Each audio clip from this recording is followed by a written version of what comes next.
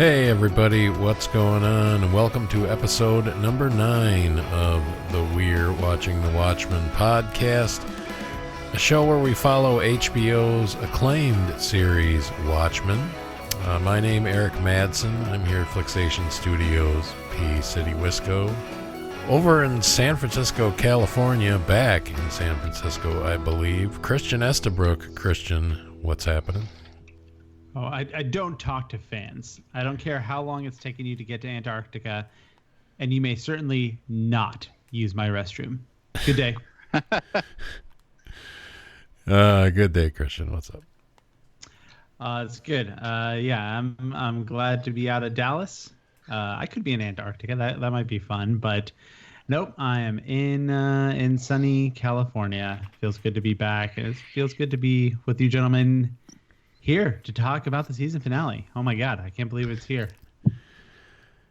And I can't believe Chad's here. Chad Cole to Reedsburg, Wisconsin. Surviving some last minute issues, but Chad, you are here. I made it by the skin of my teeth. Yeah, I mean, I guess we're going to try this whole Skype over the iPhone thing tonight. So at least it's, at least it's working. Let's rock. All right, so yeah, we're going to spoil everything in season 1 here of the Watchmen series the Watchmen HBO series.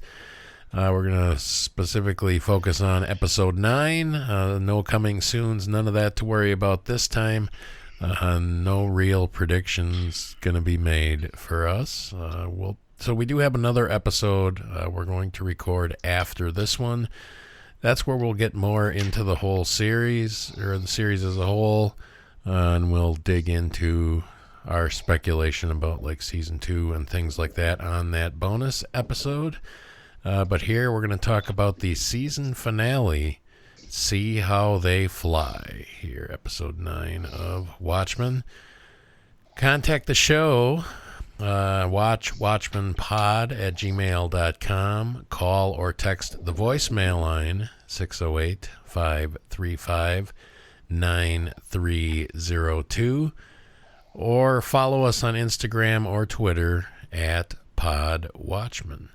If you could go to wherever you get your podcasts, give us a quick rating or a review. That would be fantastic.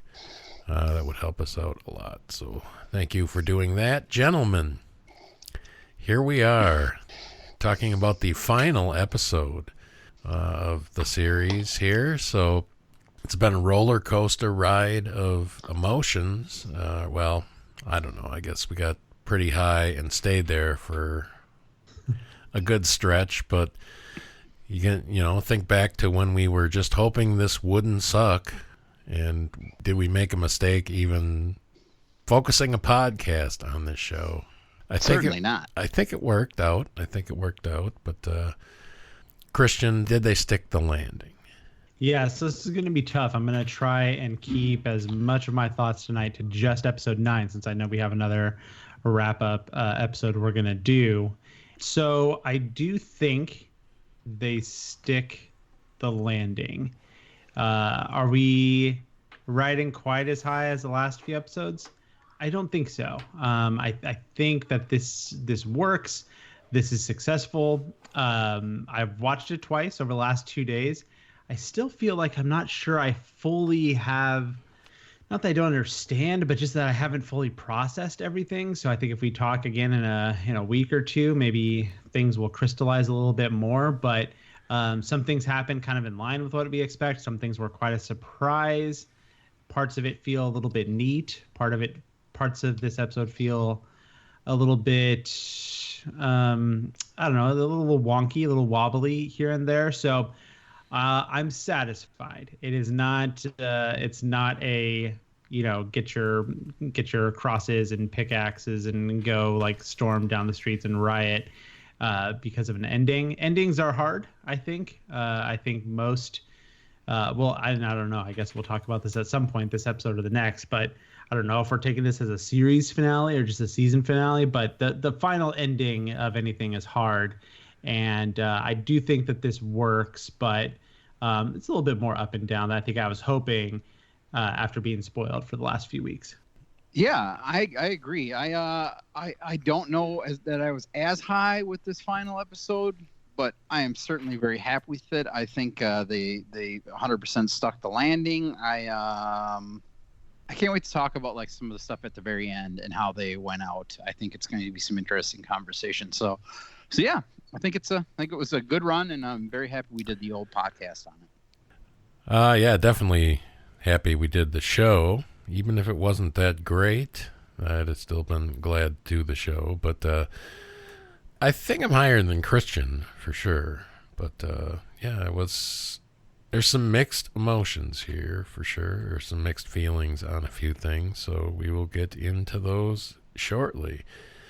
First, guys, let's clean up this little contest we've been having in the Christian Ponders segment that we enacted points, I think, by like the 4th or so episode.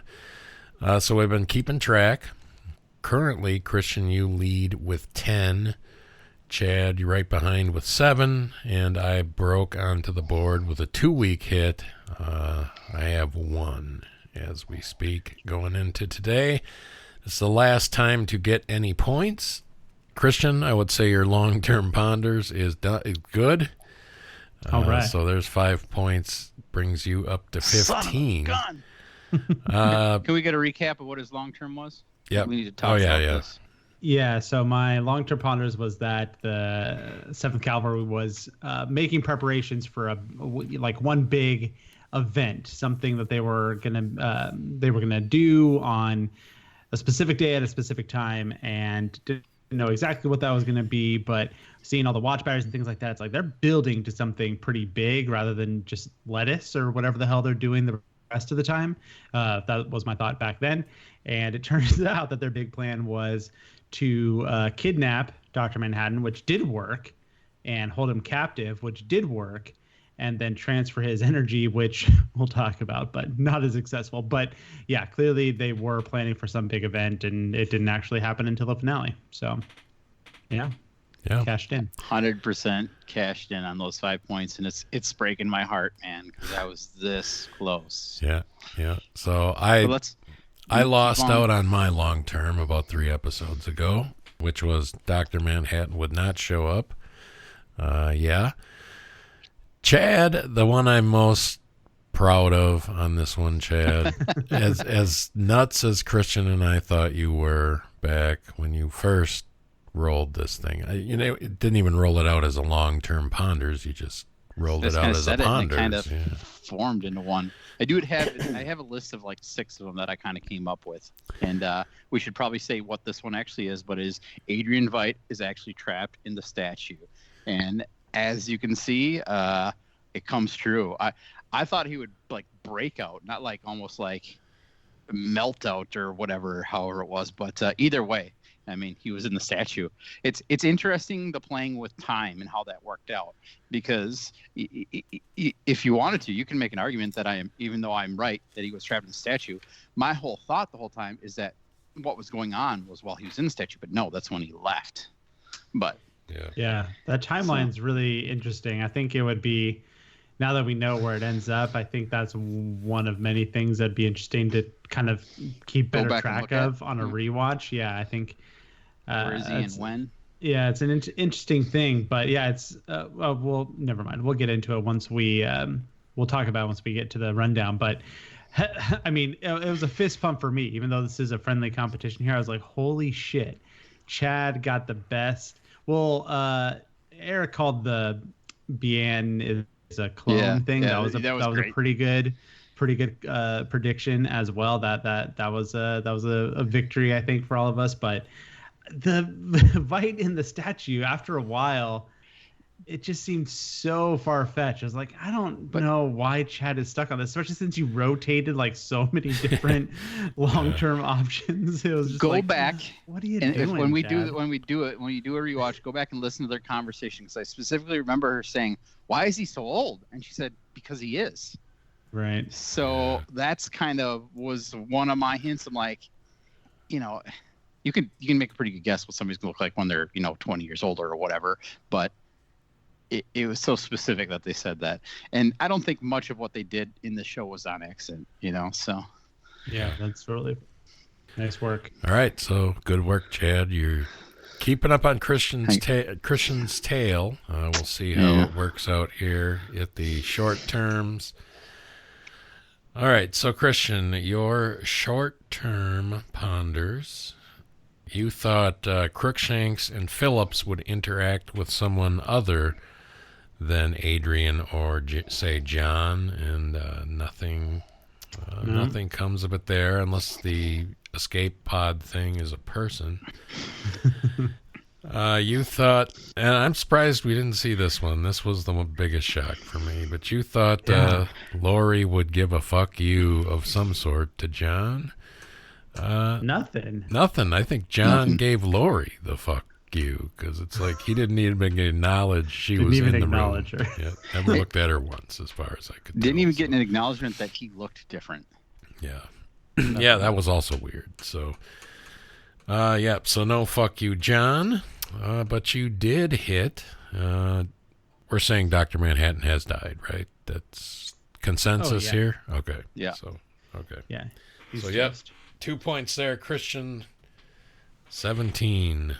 Chad. I think I know where this ends up, but so I don't want to be that guy. But if we go back to the previous week, I predicted that Looking Glass would be in the mask and screw up. And he wouldn't actually have any impact on saving anything. Maybe there's no point because he didn't really try that hard. He was just kind of there. So maybe there's no point, but he certainly didn't have any impact on that situation, and he was just there. So, and how I wrote it on my phone was Looking Glass doesn't save anything, which, if you take it that way, I think hit. But okay. I mean, if we take it that way, I mean, we might have to go to the tape on it, but what I wrote down is you said he would fail at that plan. Sure. So, sure. It's a different angle. Yeah. Christian, you win anyway, so... I know. So It doesn't matter. It doesn't matter. Sorry. I apologize. It's the pride thing. But that does remind me that if we do go back 2 weeks, I did get a 2-week point here. I looked at them all, and I only saw this one. So, Lady True, indeed, Adrian Veidt's daughter. So that's a 1 point hit for me there, bringing me up to all of 2. Chad, let's see, what did you have? Well, you thought Topher had Dr. Manhattan's powers. Did not. Nothing there. Nothing empirical anyhow. Same house. Good guess. You made a complete 180 on your prediction from 2 or 3 weeks ago, and this time around thought Looking Glass was gone. We wouldn't see him again. Yeah, it was a long shot. So, definitely did not pay off. And you also thought Europa, or the Europa colony, would cease to exist or whatever. Didn't happen. They're still up there. Yep. To this day, I'm thinking about them now when I look up in the stars. Yeah. There could be an argument for one of my last week's ones for Veidt will escape the moment later she activates the Millennium Clock, but I don't think it was the moment, so I won't even argue it. All right, and for me, I got 2 points on Dr. Manhattan's death. I just missed one. If I would have worded it a little differently, I would have hit it for sure. I thought we'd see Will watching Bat Reeves in the theater. He wasn't watching it, but it did flash back to it while he was sitting there talking about it in the theater. So, not worth a point, though. I thought they'd be watching. So, here's the one.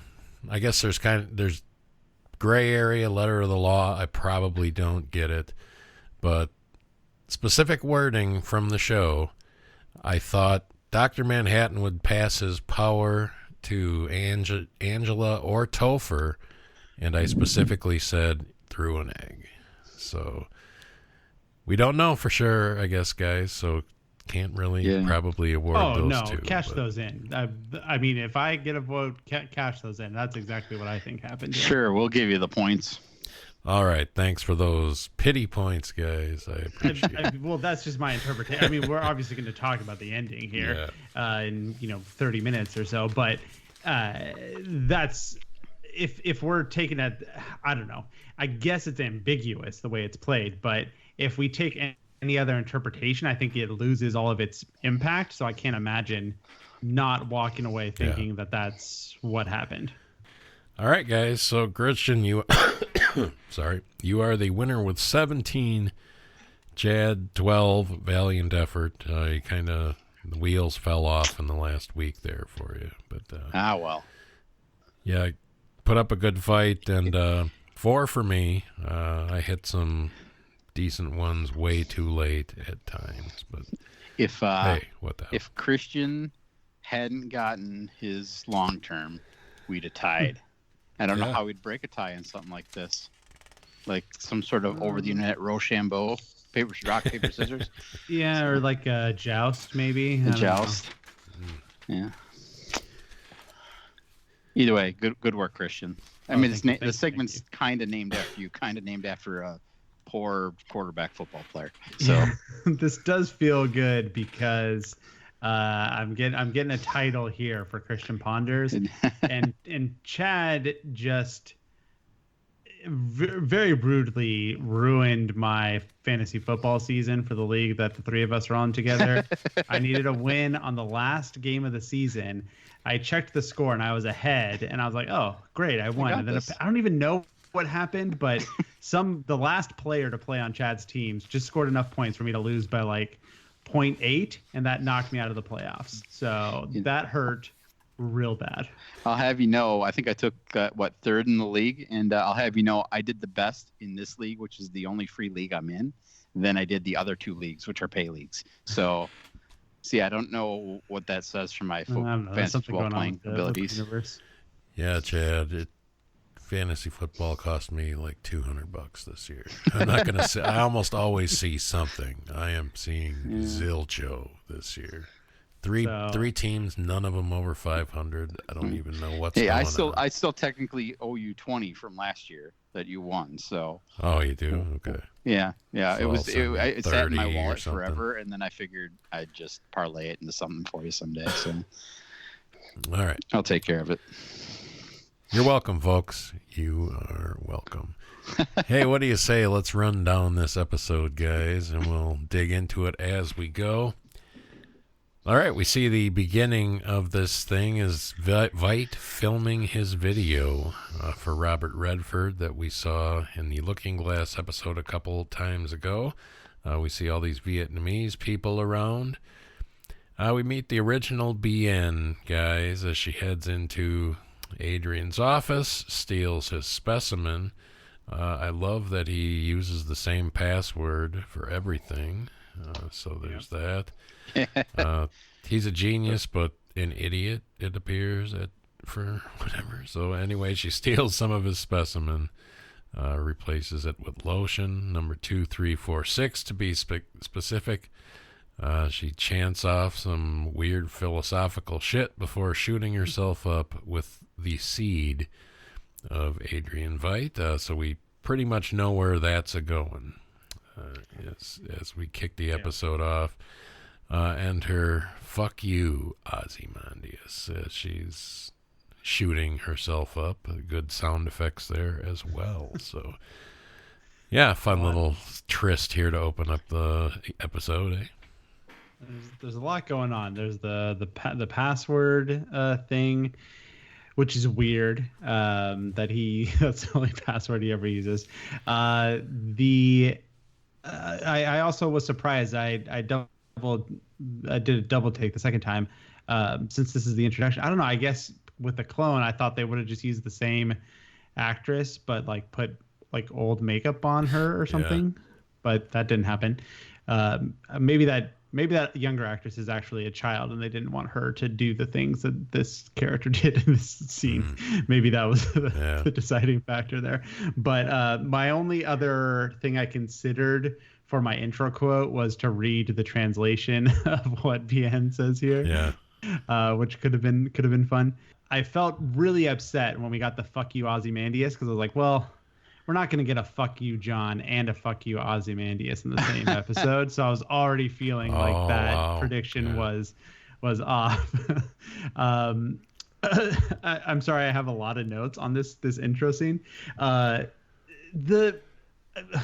What I don't know. I've seen movies that deal with this type of situation that this character finds herself in, and I've never seen it before and would never imagine it to be a pleasurable experience. But that's not how this character chose to play it. She seems to take some amount of pleasure in this, which I thought was really weird. It felt awkward that it was played that way.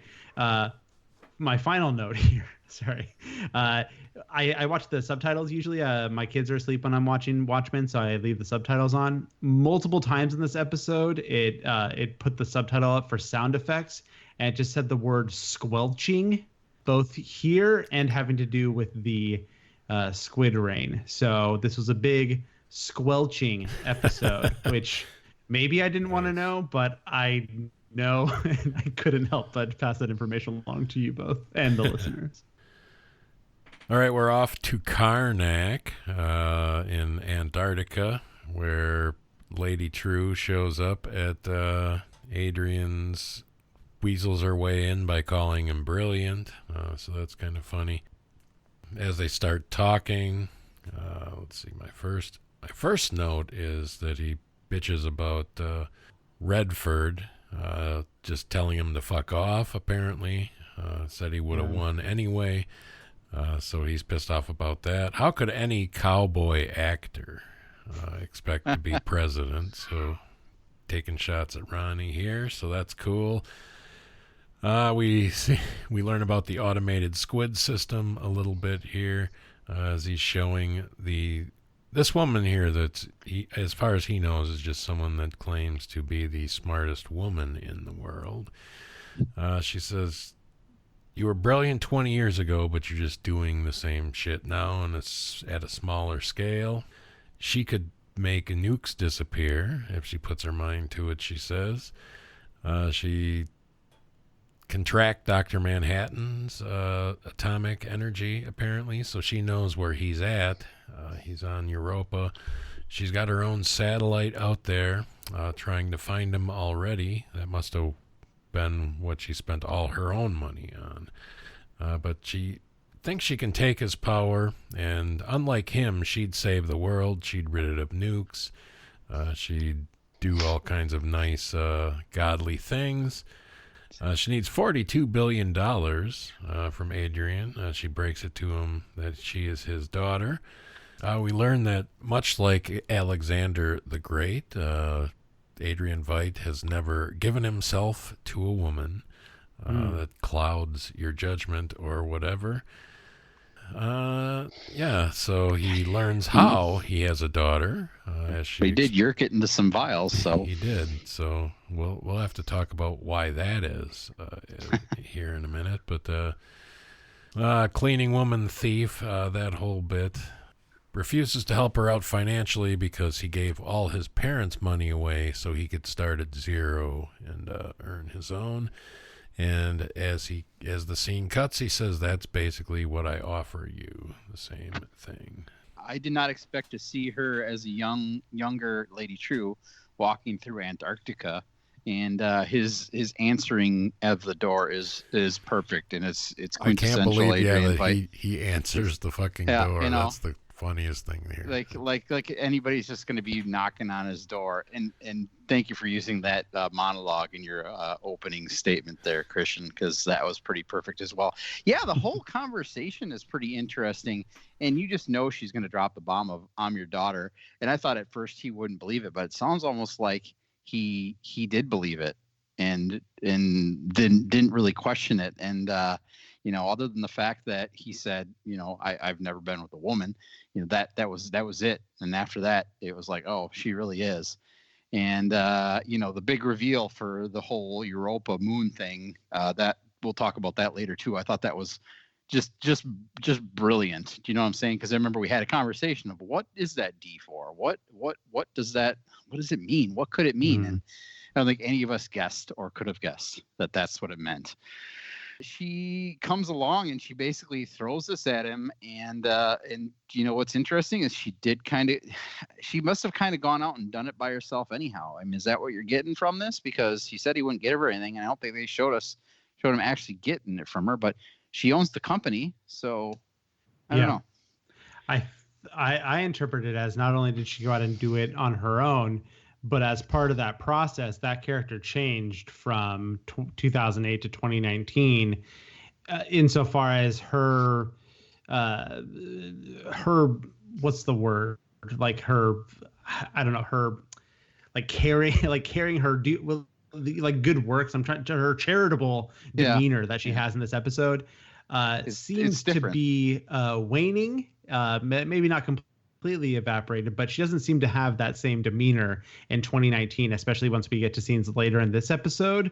It seems like power, success, money may have gone to her head. So yeah, I do think that she became a self-made trillionaire, as it were. I'm sure she was on the cover of Forbes at one point. And I think it's implicit in that not only did she do that, but that is perhaps the reason that her characterization is different in this period than when we see her later. Yeah. And another thing is like, what's kind of interesting is, sorry, because I have a headset this attached to a phone, I can just get up and get a beer whenever I want. So just thought you guys should know that. So anyhow, yeah. So Lady True, though, is she becomes this trillionaire, and you're right, she does change. It's almost like I don't know. Look back at when she was with they were like Kents, or the kids that wanted the baby, and we figured they were like the Kent, the Superman baby. You want to farm, Look at how her demeanor was with them. Like literally, here's 60 seconds to make your choice.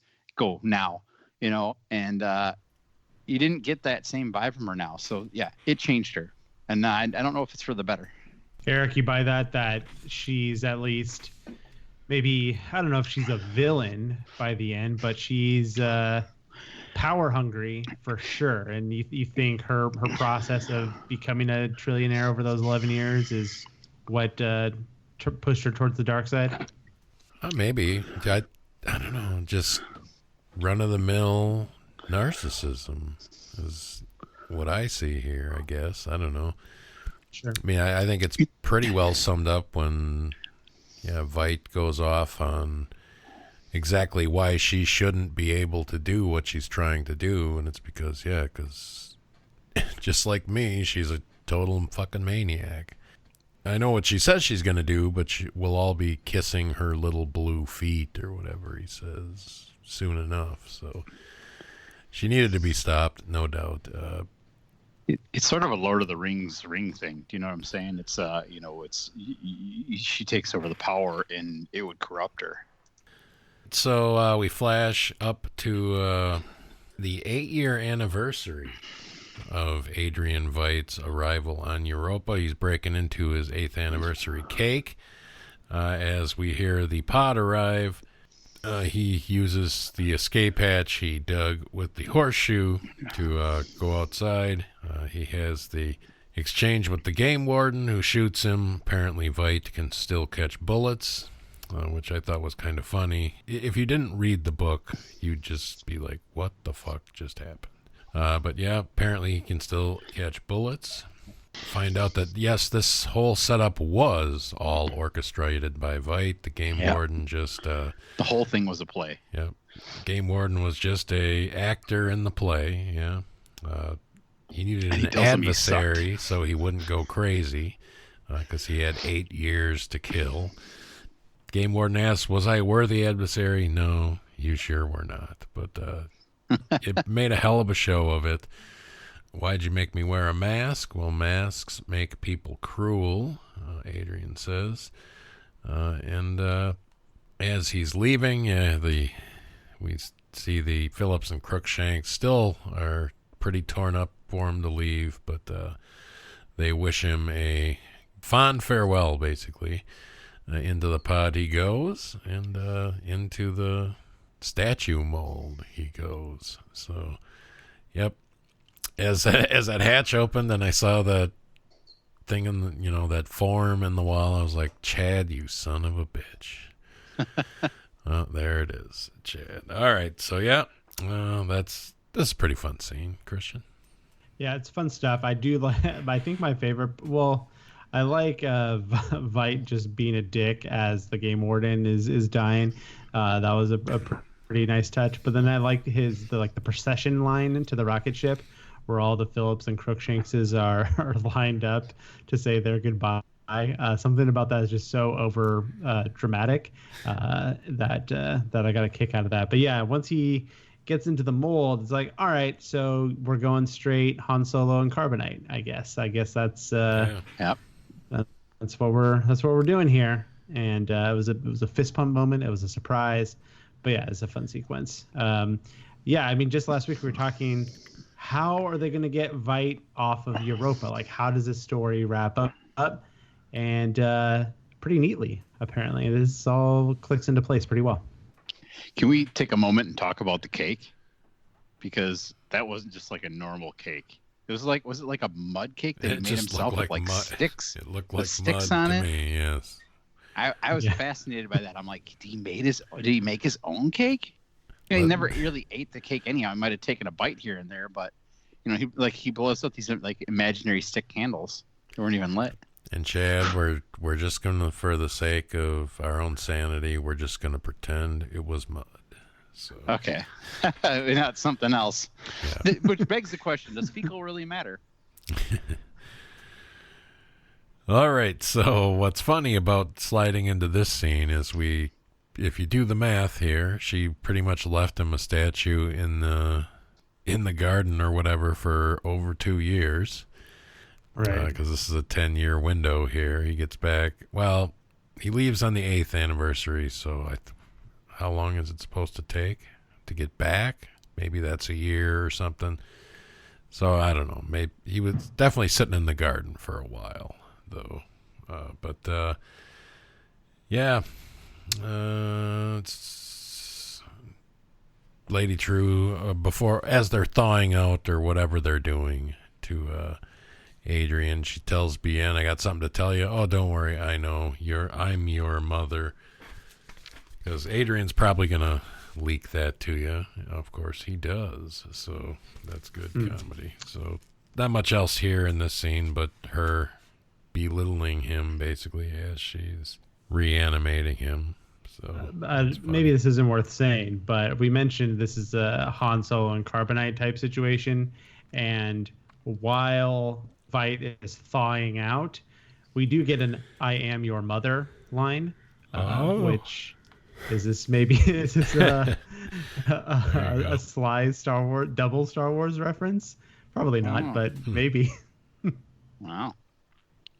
I didn't even think of that until I heard you say it. I watched this episode twice, but Eric, when you said "I'm your mother," I'm like, oh, is this like a Darth Vader thing? What's going on here?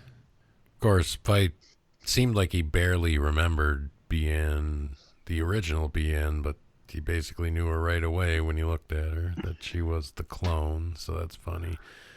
And they're about to go to the big event, so she won't let him wear his goofy Ozymandias costume. He needs to wear more age-appropriate stuff. So, is it in this sequence that we get the daughter reveal? Is that so that I know Chad mentioned that I think at the top or in his general thoughts or something, but that was a great reveal. I mean that's another thing. Oh, it's when he's flying away in the ship. That's when we get that shot. She mentions it to him here though in this sequence. Yeah, it was cute. Talked about that so much, and it's another thing. Just like Vite getting off of Europa, it's like, yeah, that fits. Like, that makes sense. That's a satisfying answer to the question that I've had. It was Save Me Daughter, I think, was a great reveal. All right, so where else is the big event going to happen but adjacent to the newsstand?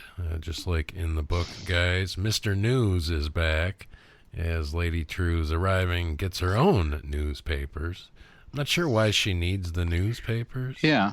But she told Bien to put them in the time capsule or something. So maybe she was just commemorating the day that she became Lady Manhattan or whatever.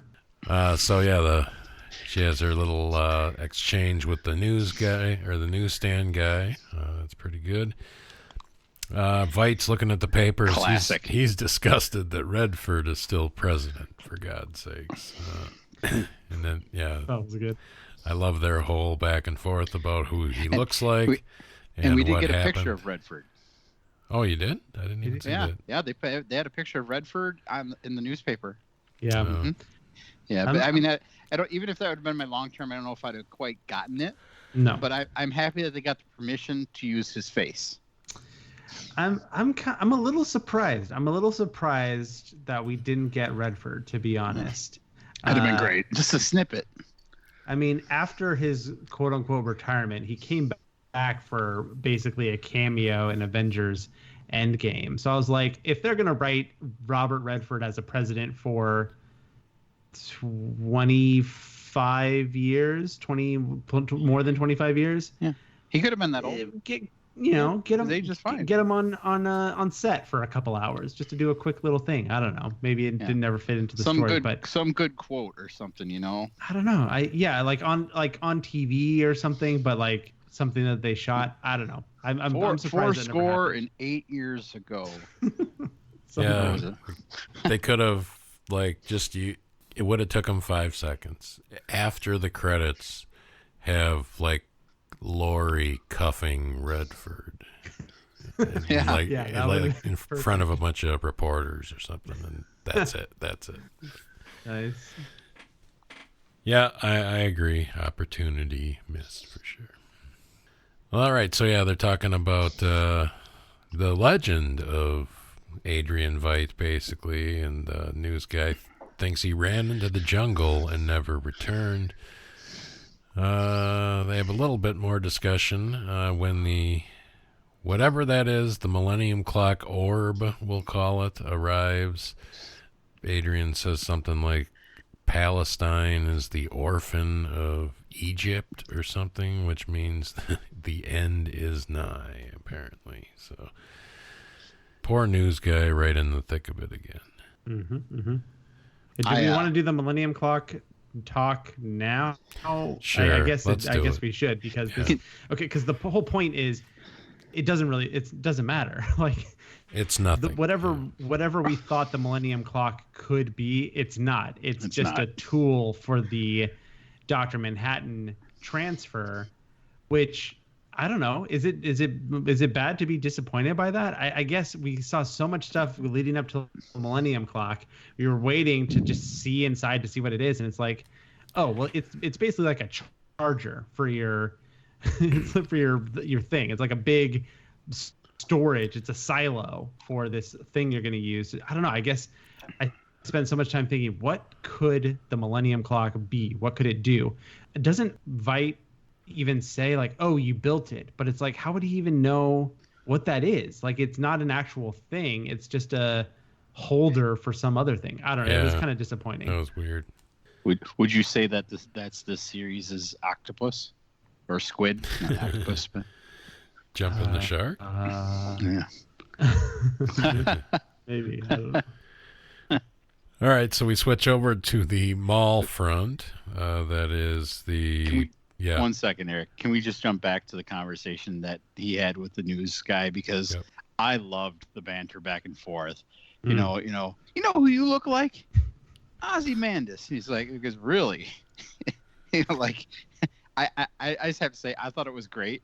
Well, not really, like, but you could do birthday parties and shit. Yeah. And he's just like what? And my other favorite line is when Adrian just says he was on a moon. He was on a moon of Jupiter, Europa. Literally tells the guy the truth, and the guy's like, man, this guy's nuts. He's a whack job. I don't know. For me, that was like a big payoff, just to see Veidt having a conversation with a real person, that is not one of the main characters. You could argue, I guess the news guys are always kind of a main side character, but see him having this conversation, and it's just so different of a conversation than you would ever have seen Adrian Veidt have, and it was great. It'd be a weird birthday party with Ozymandias. It's also kind of weird when you think about it Adrian Veidt's not dead. Nobody knows for sure he's dead. That's the public just think he's missing. Why wouldn't he be with Lady, the woman that owns his fucking company? Yeah. So the world's only trillionaire. She just hangs around with a lookalike for no reason at all. So that's all kind of silly, but whatever. That's the least of things to be worried about, probably. Yep, we head back to the storefront that is the cavalry headquarters. We see the man from which the Keene Act is named arrives, Senator Keene's father, Senior, giving the Cyclops symbol as he gets wheeled into the building. We see Lori chained up in front of the box. There's no, she still doesn't know what's about to happen in front of her. We hear the guy next to her on the radio.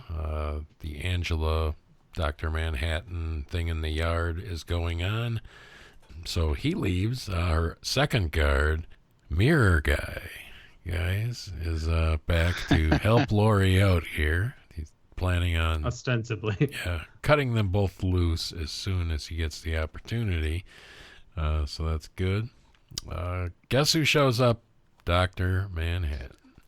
Lori's taken aback. The trap worked.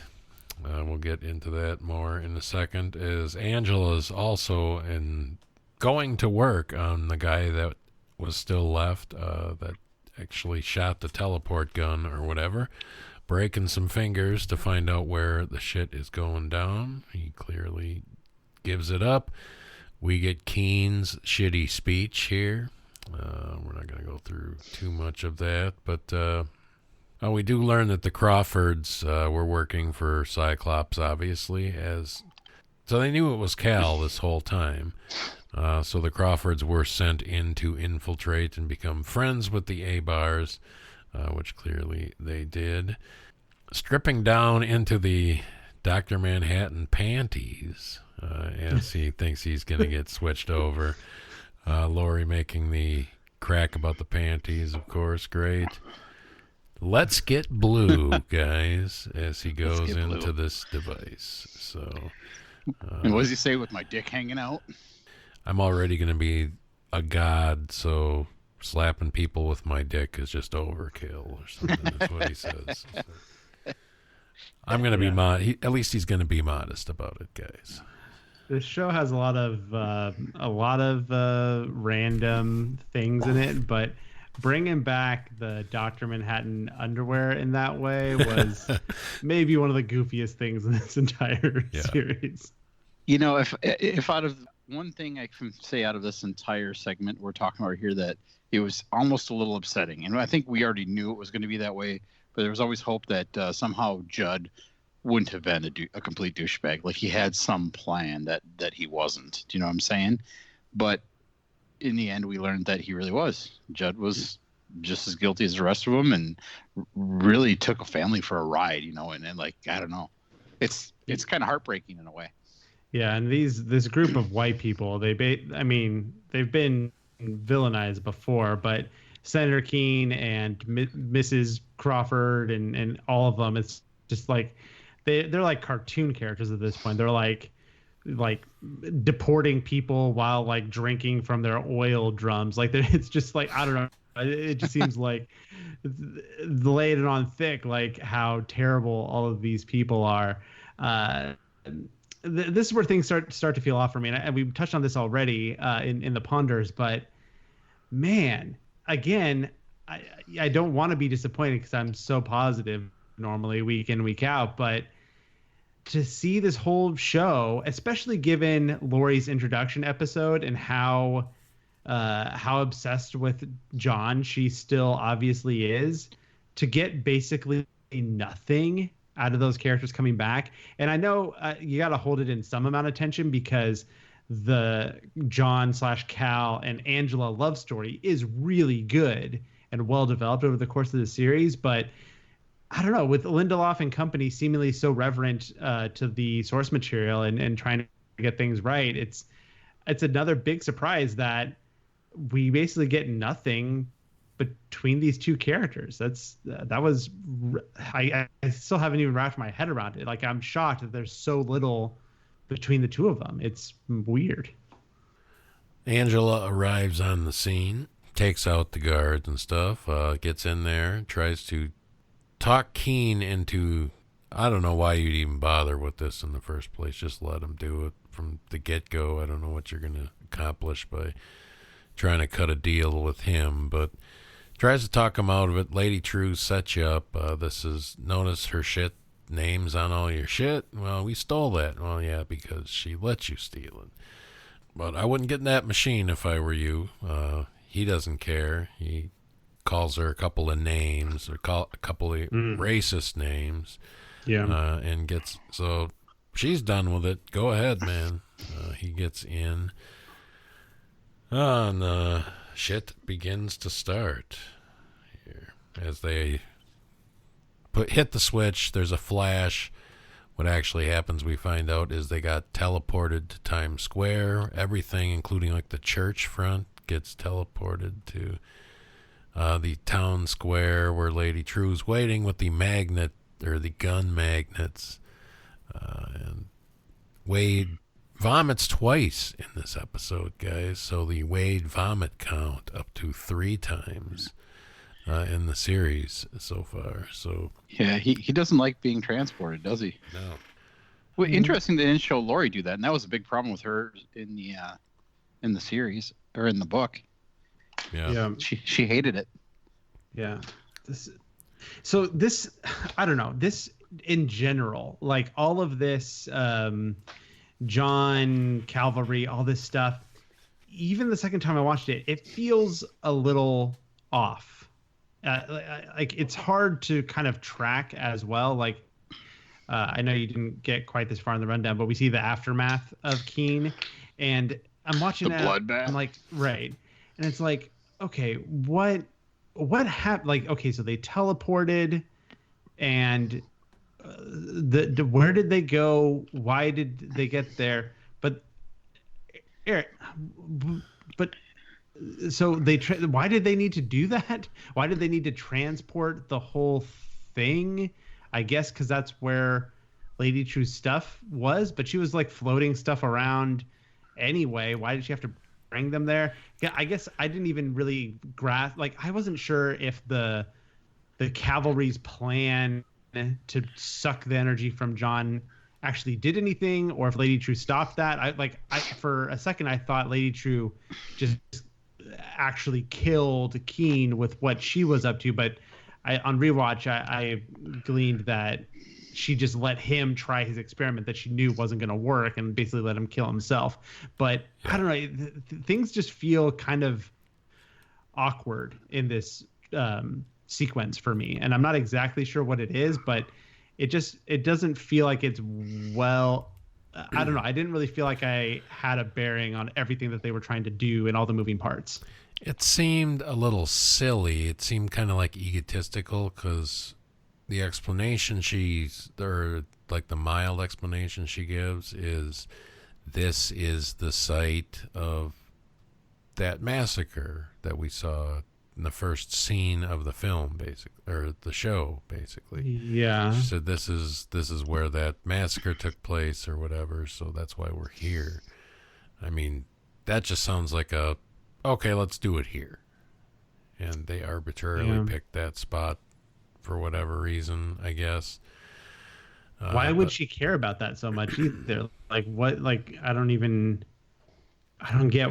I mean, she got the deal with Will. I mean, he said, "I'll give you Dr. Manhattan if you give me." Oh, I see. If you take out Cyclops for me and do it in this elaborate way, so they know what's going on. So it's Will's reasoning for that, not Lady True's. Yeah, she actually went through with the deal that she made with Will here. Got it. Okay. Yeah. Well, see, there you go. I watched this twice, and that didn't fully click into place for me. So that's kind of what I'm talking about. Just it feels awkward to me, which is unfortunate. Yeah. So yeah, we get Will's Will's plan is executed here as she asks BN for the letter Mr. Reeves wanted her to read. And that's the speech she's making as the Crawford lady just says, just kill us already. She does. Okay, She just well, that's the next thing. Did it look to me like they just got teleported? So what happened to them? Why would if you're just going to kill them, please do. But sure, but because don't all the towers light up? Like it almost seemed like they were using like the Dr. Manhattan vaporize like technology to like what he was doing when he was battling in the last episode in the park. It was like that type of power, but she can just use him like that. I don't know. It was that. Yeah, that's another one. It's just like, okay, that I get what happened, I think, but why does it feel so awkward the way it was like illustrated? I don't know. It was like I get the ideas behind all this, but the execution feels just a little bit off, just a little bit like they didn't quite nail how this should all play out, like kind of visually and pacing wise and all that. Yeah, it does leave a sort of a question of what really happened, I guess. I did find it interesting to see the empty wheelchair. I assume that was Senator Keene Sr.'s wheelchair, just kind of sitting there. All right, this is the point where Dr. Manhattan uses the Keene's blood that had seeped into his cage to transport Lori, Adrian, and Wade off to Karnak, where they can set this squid thing in motion. Kind of love. Never would have imagined Wade would get a chance to confront Adrian Veidt, of all people. So I thought that was a fantastic sequence of events. Especially since he got like a whole episode. Yep. Right. Of course, Adrian calling him an ignorant hayseed. So yeah, they're hatching the plan to shoot the frozen squids at the scene. Adrian's pretty sure that John is dead already, but we've got to stop her anyway. I finally found a worthy adversary. So it's and this is where he gives a speech about how she is a raging narcissist, and anybody that would strive to be a god must certainly not be allowed to be a god. That's a bad idea. So yeah, I love that these three got transported here, and I kind of love this whole setup that John had in mind. Real quick, let me be negative Nancy, because I agree all of this trio stuff is really strong, but I was rereading Watchmen while in my Dallas hotel room last week after we recorded. I've been racking my brain to try and think if I'm forgetting something obvious, because I don't want to sound like an idiot, but that was another thing where it's like, oh, so he can he's transporting them because they're touching the blood. Do they need to touch the blood? Does he need to touch the blood because he's in that box, and that's why he can't just transport them? Yeah. That's what I would believe. It's like the box is also making him confused, and he was kind of all over in time. Yeah, some of the things he was saying, but he had the wherewithal to touch the blood and send 3 out of 4 people to Antarctica, assuming that they had some kind of plan to solve it. It's just like, okay, like he seems like on death's door, like being like mind/time tortured, and to use his powers in a way that we've never seen before to do something really specific on a whim was just like, okay, guy, like I guess go for it. Who's going to stop you? But again, it just was like that felt a little awkward. Well, in a way, John kind of knew everything that was going to happen, regardless, because he can see all that all at once. But he couldn't see this because isn't that cage made out of that tachyon or whatever? The stuff. Yeah, but I don't know that. he would have still kind of seen it because he would have seen it before he was in there. I don't know. Maybe maybe we're splitting hairs. I don't know. I think that was more stopping his powers of being able to affect things. I mean, obviously his mind was still working, just not like 100%. I don't know. He obviously knew where he was transporting them, and he knew what they were going to do. Otherwise, why would they have transported them there? Right. Yeah, but I don't know. It doesn't seem to fit with, like, he has like an emotional moment with Angela, but then like the rest of the time he's kind of like dazed and like saying lines to people who aren't there. Like he's kind of like having out of time conversations and things. So I don't know. It felt strange that he would be that out of it, but could do this very specific thing in this very specific way that I don't think we've ever seen him do anything quite like that before. So I don't know. It was just like, I get it, but that seems a little weird. But I'll stop nitpicking because where it leads to, I thought was awesome. Like Eric said, I think Looking Glass, like kind of confronting Veidt was something that I never could have expected to happen. I thought that was pretty great. The big payoff comes later, which I also love. I'm almost done nitpicking, I promise. But yeah, this was all great. And then like the experiment to change the squid, and then we'll get into the aftermath of that. But that was all like brilliant. I loved that I have no complaints with. I do kind of love too that scene back up a little where Laurie's laying on her back in the chair and Adrian kind of comes into focus right after the teleport or whatever. Yeah. Am I dead? Not yet, Laurie, but the night is young. So, yeah.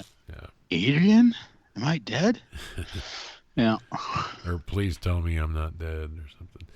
All right, so as we move along here, the shit's about to go down. So here's another, I guess, more nitpicky thing, I guess, that I don't know if you guys have any better read on than me.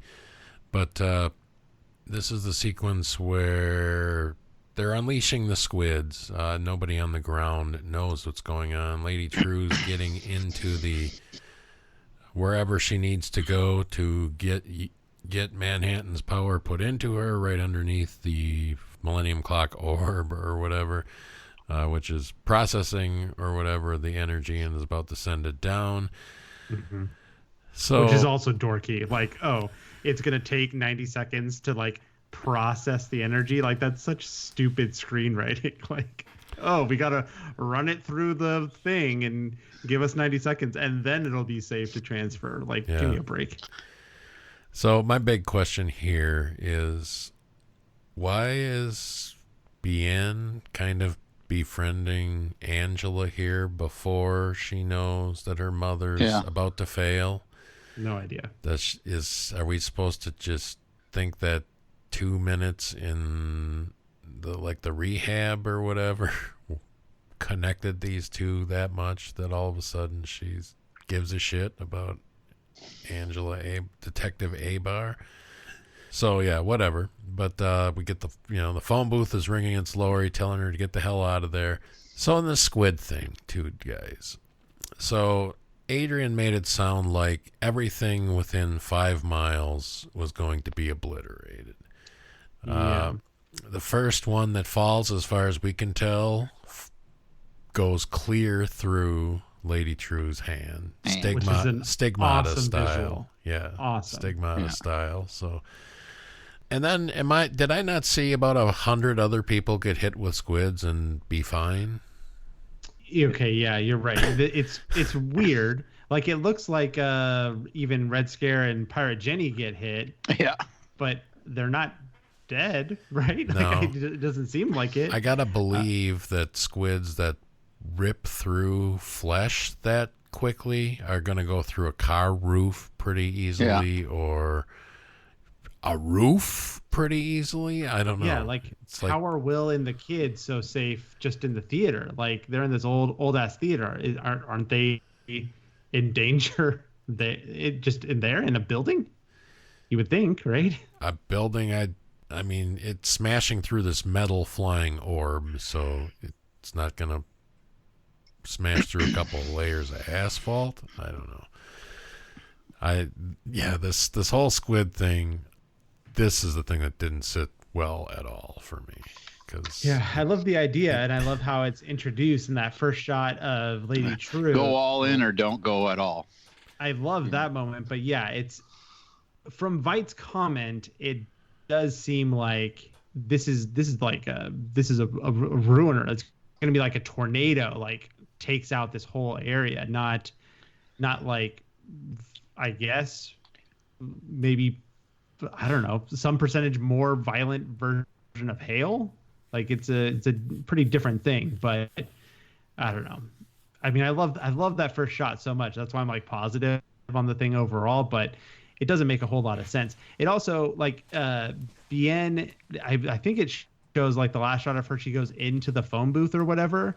Yeah. And it like specifically shows the door close. I would think that communicates that she's going to be okay, but that like rickety phone booth can hold up to the squid rain. Like she's safe in there.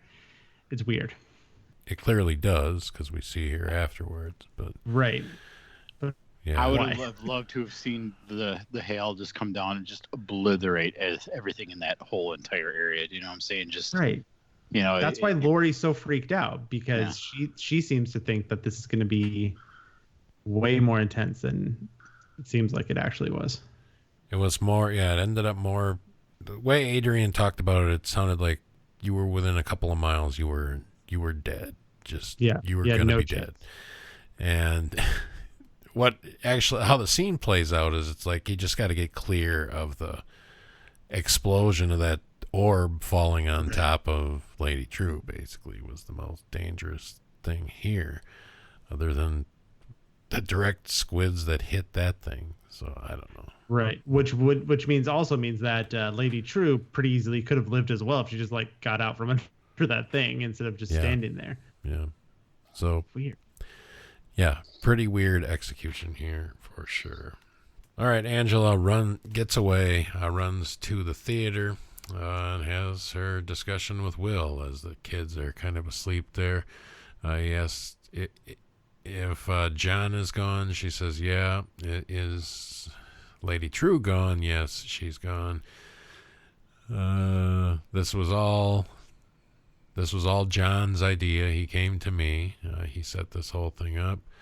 He clearly knew he was going to die, and it appears that he probably wanted to, as there were definitely opportunities the last couple of weeks where John could have just done anything to stop this. So, I don't know. I guess he was done with what it is.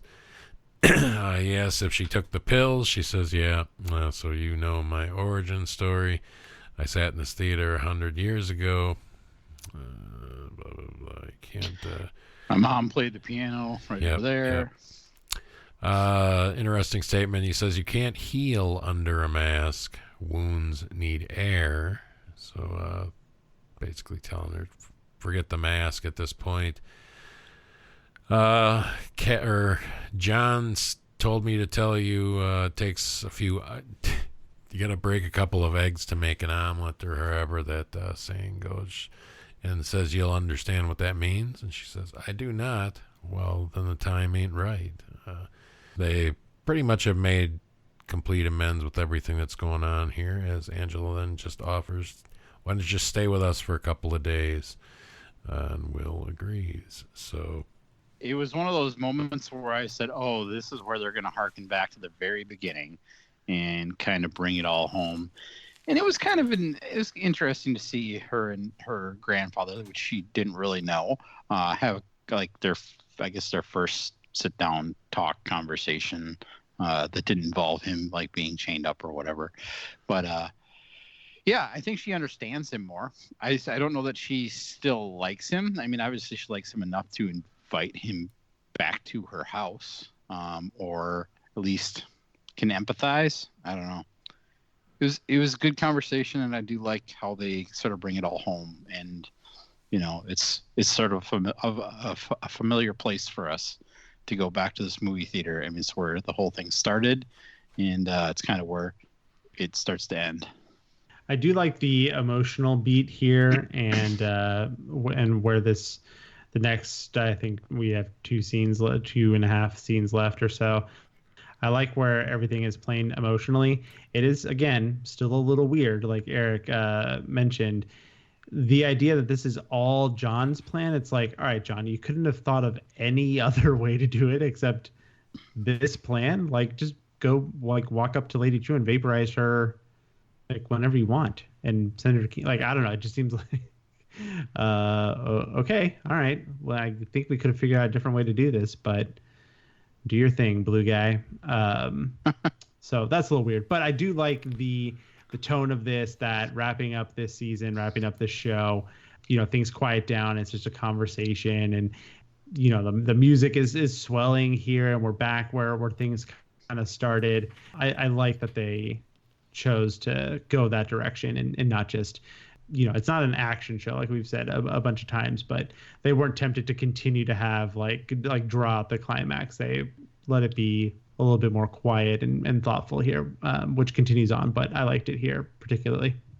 We finish up with our time back at Karnak.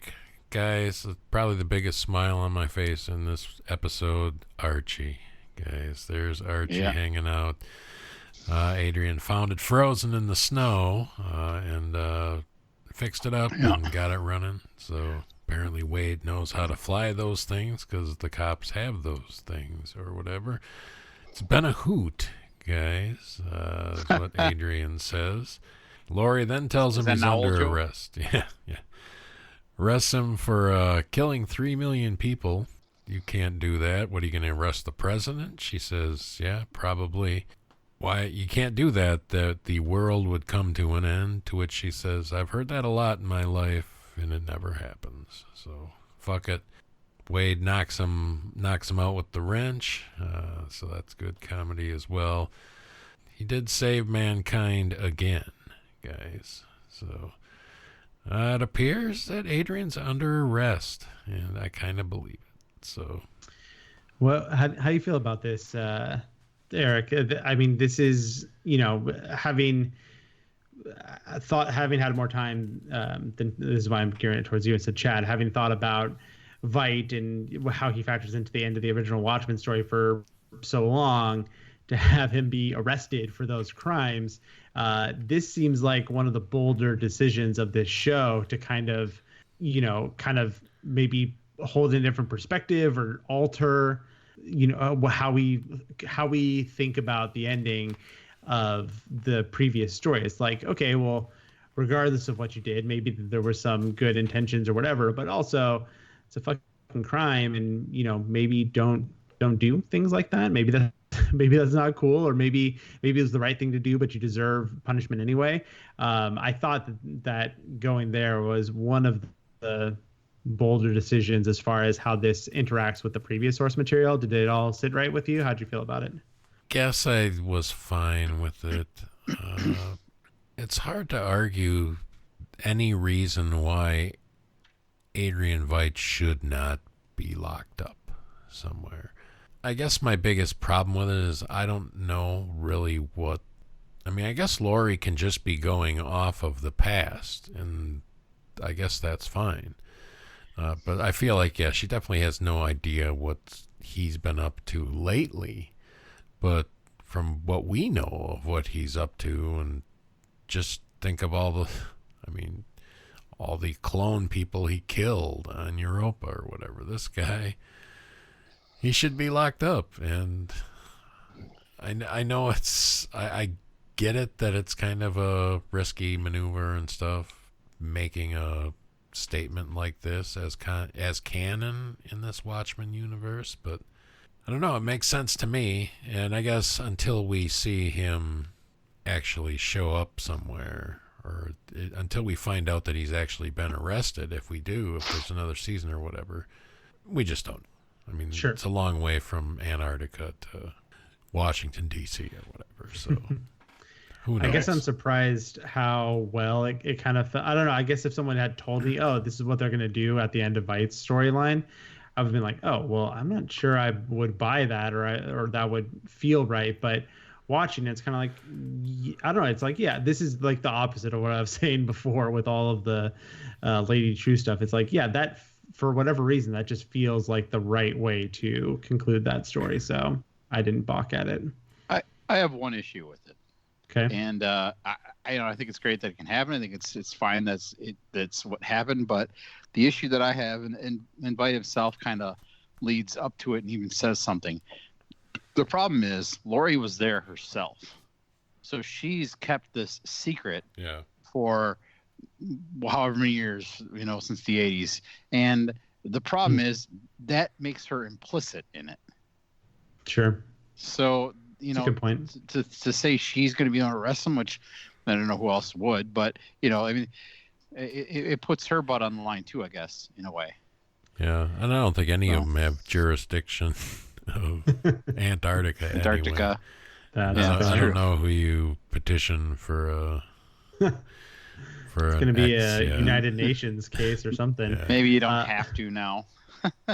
Yeah, it's a good point. I mean, even if you think, because there's mention of arresting Redford as well, but that would, unless I'm misunderstanding something, the only because he wasn't involved with that, the only reason he could be arrested would be for knowing about it, but not doing anything about it. But that would also apply to Lori just the same, right? Like there's no other crime that Redford committed in regards to the Squid thing, right? Well, that and how many million things do presidents know that none of us do we should, because it's something horrible like that or whatever. Who knows?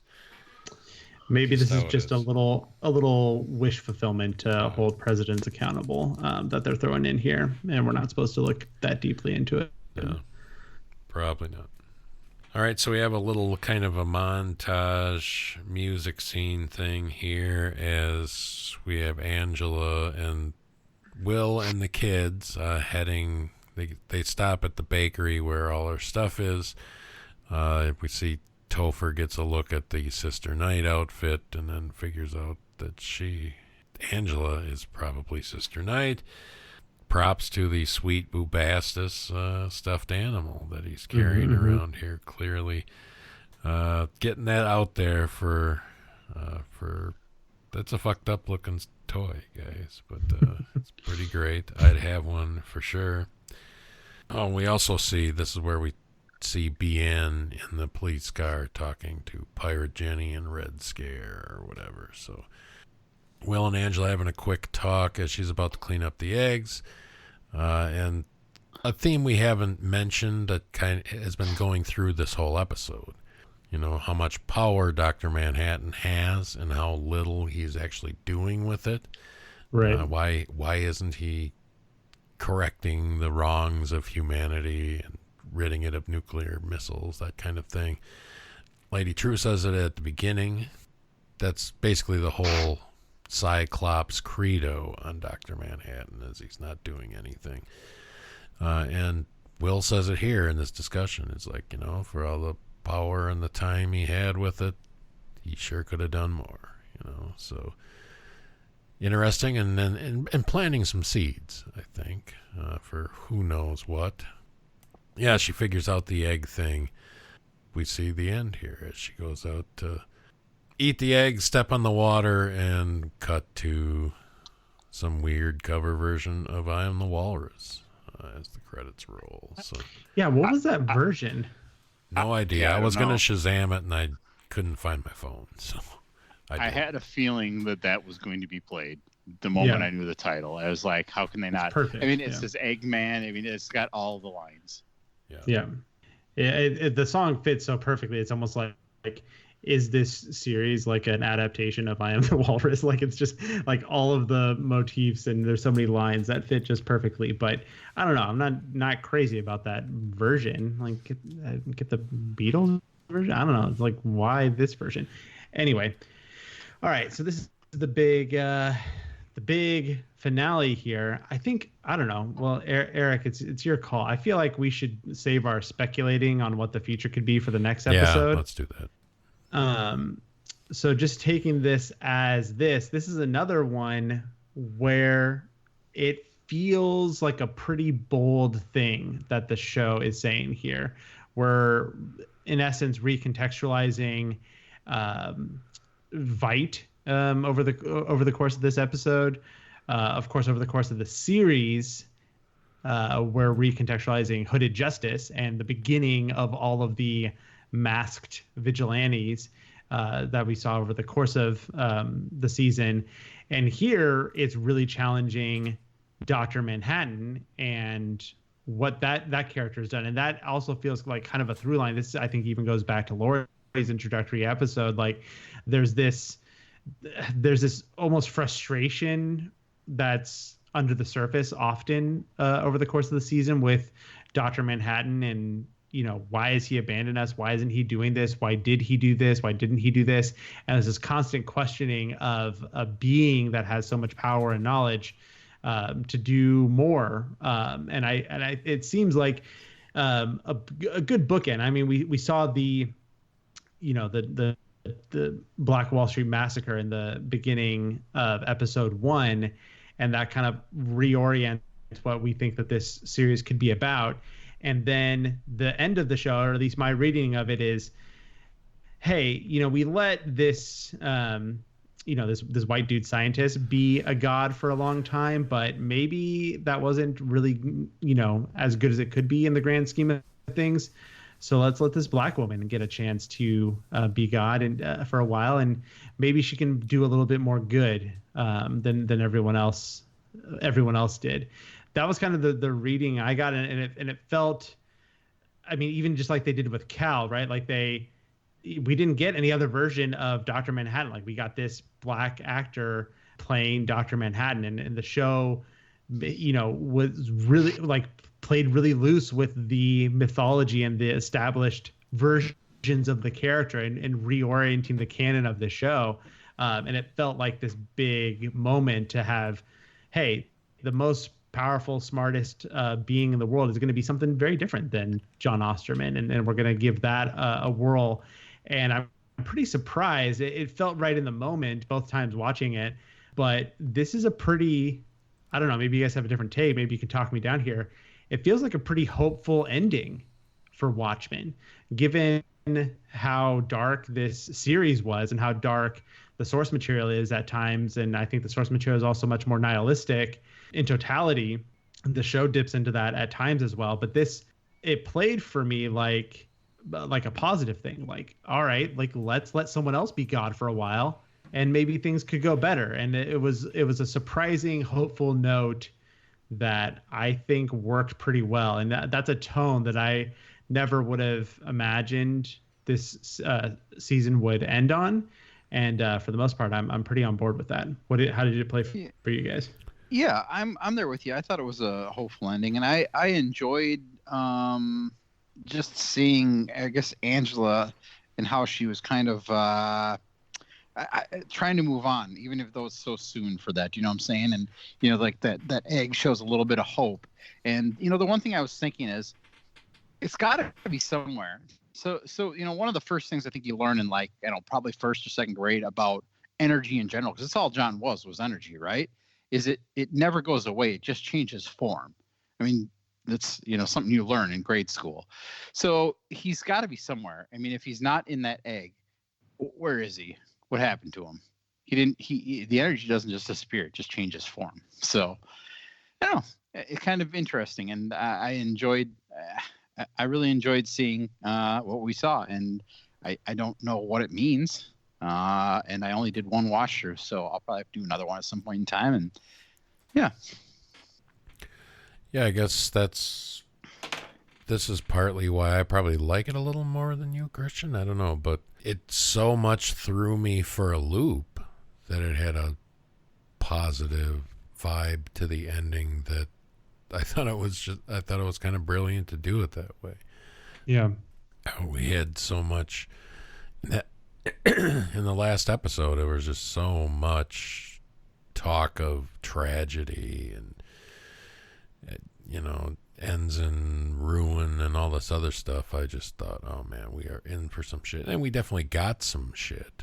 But I didn't expect this uplifting positivity at the end, so I think that worked in its favor. Especially if you're going to have some kind of longevity with this show, if that is indeed the plan or not. Who knows? Well, and what? Yeah, never mind. I'm gonna try and save my thoughts for what a potential continuation could be. Really, really trying to bite my tongue here. But yeah, I mean, I do think that this ending is great, and especially as the bookend. I think really trying to think of where we start and where we end. It's fantastic, and I like that it's hopeful, and it feels in a series that's flush with bold decisions that this is high on that list as well, because I think you could have even done something similar in this plot wise and had the tone be very different, because as I've brought up before, like and we even see some of it in this episode, Angela's a fan of torturing people. She's not a rosy character, and we've talked about that in Watchmen, both in the previous incarnations, and we thought in this incarnation as well, that there's not really, like pure white hats that are just only good guys. That's not really how this universe works. And so you could have done an ending where Angela was assuming Manhattan powers and have it be a little, have it be a question like, so is she actually going to do better than John? Like, can she, or will that power corrupt her? Or is there a dark part of her that will get darker as she takes on all this power? And that could have been the note that they ended on. I kind of agree with something Chad was saying. It seems like they tried to do a lot of healing and a lot of growth with that character in like the last 10 minutes, which maybe feels a little bit rushed. But I think overall, I buy the journey that she went on, the arc that she had over the course of the show, even though she is still flawed, that it does somehow work for this to be a positive moment. But they just hope was the egg. Sure. And they just as easily could have done Angela getting Manhattan powers and having that be a question mark of, well, is this good or is this bad? And they chose to, I think, end it more positively, and I'm in on that. Yeah, me too. I was just about to start spewing some speculation, but I know I'm not going to do it. Yeah, I keep almost saying, well, what happens next could be. But we'll save it. Well, let me change the topic just for a quick moment. Well, I don't know if it's a change of topic, but I just happened to load a news channel, and I just want to say the top story. One of the top stories says, "Falling debris kills Manhattan architect as she walked on sidewalk." And it's a weird title to be reading right now. Yeah, it is weird. Yeah, very weird. Maybe this could be my closing thought here. In the words of the great poet and philosopher Ariana Grande, you'll believe God is a woman. Wow. Which also could have been a closing song. Yeah. All right, guys. Episode 9. So, yeah, we'll tie this all together as a series in a couple of weeks or so when we get within the next couple of weeks or so when we get our last wrap-up episode out. Once again, join us for that. Christian's sister, Kayla, will be joining us, at least hopefully, if we can get things all lined up at some point. We will also hear her perspective on the show. So, Chad's Twitter challenge, Chad. There's no reason that should slow down, even though the episodes are done. So, how'd this week go, Chad? Well, it was fine. My Twitter challenge was to try to find Dylan Shomping. I just remembered who it was. Yeah, and I will just say he is not on Twitter. Oh, no. Yeah, it's I did some searching, looking around, and it was pretty clear that he wasn't on there. But I did find a very interesting picture, which I believe did I send it just to you, Eric, or I think I sent it to both you guys in the Watchmen, of Dylan Shomping with Kit Harington. Oh, yeah. And I just thought it was a great little photo. And I should have looked it up, but I have a feeling that he was probably in an episode of Game of Thrones. And that's what I ended up doing for this Twitter challenge. Pretty light. Not much I can do as far as stuff if they're not even on Twitter. And what am I going to say to a little kid like that anyhow? Like, I'm not going to invite him on the podcast. So he did a great job in the series. So I'd like to see him in more. The look on his face in this episode when he sees the Lady Knight, Sister Knight, not Lady Knight. When he sees the Sister Knight costume and he kind of puts two and two together, and the look that Angela Abar gives him back to like, yeah, get in here now. It was sort of a, I know it seems to be like a family problem. You know what I'm saying? Like it happened to her grandfather and, with his kid. And yeah, I don't know. It was good. And Dylan Schambing, folks, keep a look for him out for him someday, because I guarantee he'll be on the Twitter when he gets older. Oh man! All right, good stuff. So for the next challenge, and we're just gonna keep doing this forever. Okay.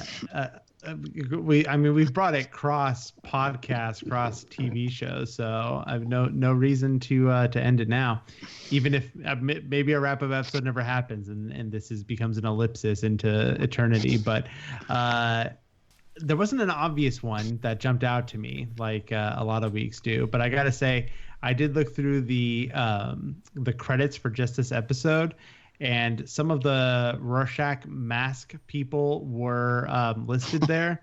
I just got to mention this real quick. One of them was just called Rorschach. I don't know which one that is. There was one that was a 7K spokesman. Then there was Mike Shack and Radio Shack. Oh wow! So Nice. that caught my eye. Someone tell me they did like a Star Wars where they have like Daniel Craig. You know, I don't know, Yeah. but one of them's just listed as Rorschach. So I'm trying to think of which one is just called Rorschach. That's Okay. kind of surprising. Anyway, those are too minor. I couldn't go that direction. So I was trying to think what to do for the last episode here, and I was like, you know what? Some people are villains, and villains have their role. And maybe we ought to throw a bone to the guy who turned into a puddle. So wow. how about reach out and follow Senator Keene? The actor's name is James Wolk. That's like wolf with a K. James Wolk. Okay. See what he's up to. I'm sure he's not as bad as his character. All right. James Wolk it is. He better get woke up. All right, that is great. Contact the show, guys. Just like Ashley did, she texted us this week. Oh. Ashley said, "This show has been a fantastic ride, and I would love to get another season. But even if I didn't, I loved it. Bravo, DL. R.I.P. John Cal Manhattan. Sad, cryy face." So... That was a text from Ashley. You can call or text us at 608-535-9302. Let's get some texts, some emails, and some calls in for the final episode. We'd love to hear your thoughts on the series as a whole. Just give us a few lines or whatever you can do. We'd love to hear from you. So drop us a line, give us a call, or shoot us a text. You can also follow us on Twitter or Instagram at PodWatchmen. Head over to Facebook and like We're Watching the Watchmen. And give us a review or a star rating at the podcast store of your choice. Give us a little help there. Get us on the board. Thanks, as always. We'll see you in a couple of weeks, folks.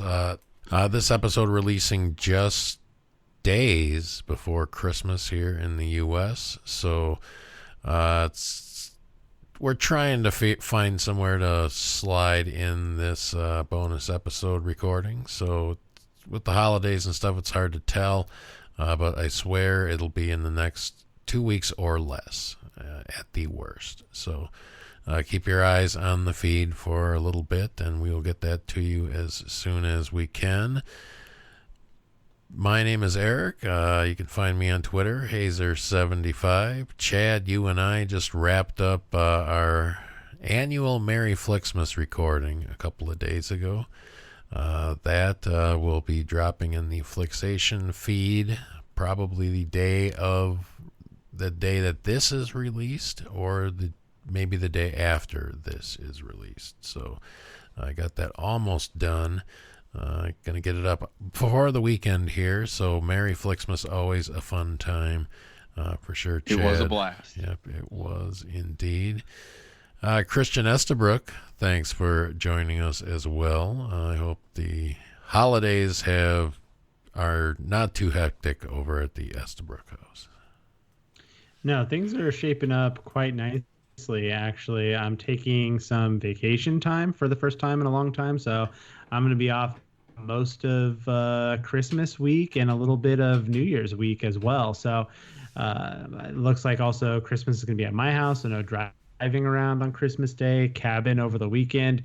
I'm pretty stoked. And in the podcast game, I think I mentioned last episode, there's been some scheduling snafus with my other shows. So we did get up and running with the horror movie podcast, which is called It's Only a Podcast. We talked about a movie that's on VOD right now called In Fabric.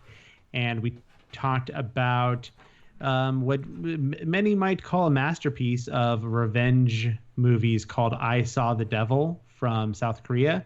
So that was a heck of an episode. So check that out. It's Only a Podcast. Third act, scheduling woes continue. So Flicksmas has been delayed, but should still be able to get it in before Christmas. So keeping hope alive over there. And I'm on. I have is did you watch your Flicksmas, Skiffy? I haven't. Yeah. So with the delay of the recording, it also delayed my watching. So Flicksmas has not happened for me. My heart is broken. I know it's coming. You got to keep it fresh soon. Though. So coming soon. Yeah, I don't want to, unwrap my gift true. and then talk about it weeks later. That doesn't feel like the Flicksmas spirit. Lastly, if you want to keep up with just a little of me, I'm on Twitter and Instagram at another XTIAN. Yeah, we also on the Flicksmas episode talked about that same film In Fabric. Of course, I know at this point what your partner was thinking about it, but I'm definitely interested to hear your take on that one, Christian. So some good discussion on our end, I thought, for that one. So, yeah, check out It's Only a Podcast for that. I'm sure it'd be interesting there as well. Chad, thanks as always, man. Tell me you got a couple new followers, man. No, staying steady at 29. So, it is what it is. I think that's just where I'm meant to be. Are you sure you don't have like a where nobody can see you or something? I am now. Yeah, do you have a private account or something? What's going on here? Pretty sure it's not. I'm now following 71 people though, because I'm basically following people that I followed as well as anybody that we've pretty much ever done on one of our Twitter challenges. So, I mean, I've got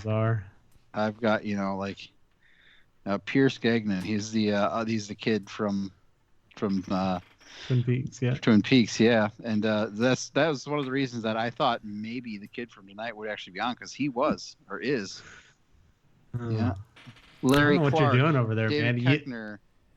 David Koechner, yeah, that's awesome. You gotta be careful though, Chad. You gotta get some more followers so the ratio of young male child actors that you're chasing around on the TP Bookhouse isn't as high, because you've only got 70 likes.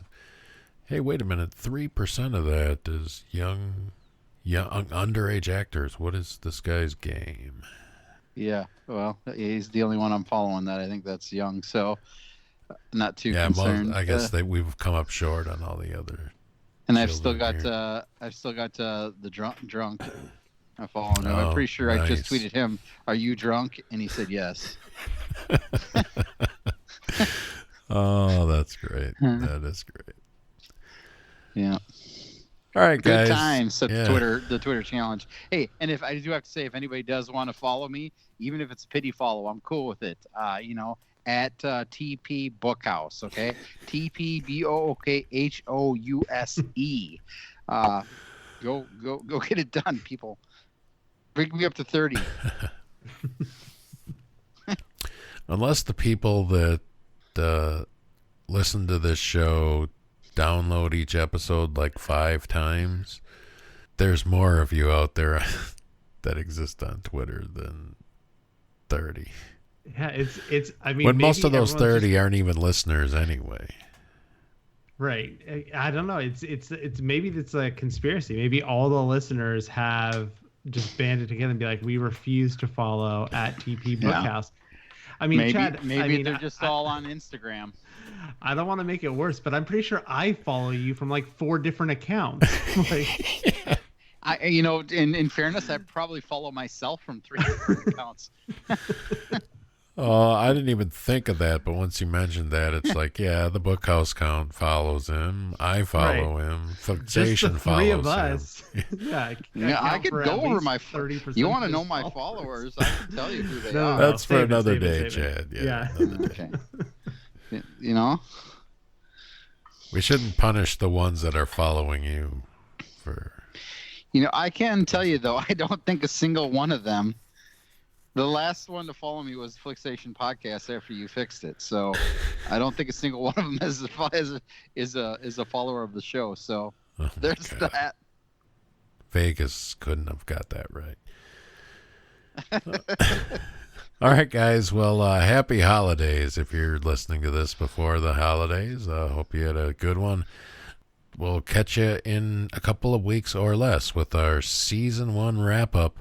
Prognostications, I guess, and looking forward to the future of the Watchmen series, and maybe within the next few days we'll hear some news. Who the hell knows? But we'll talk about all that on our wrap-up episode. Until then, folks, thank you, and we will see you in a couple of weeks.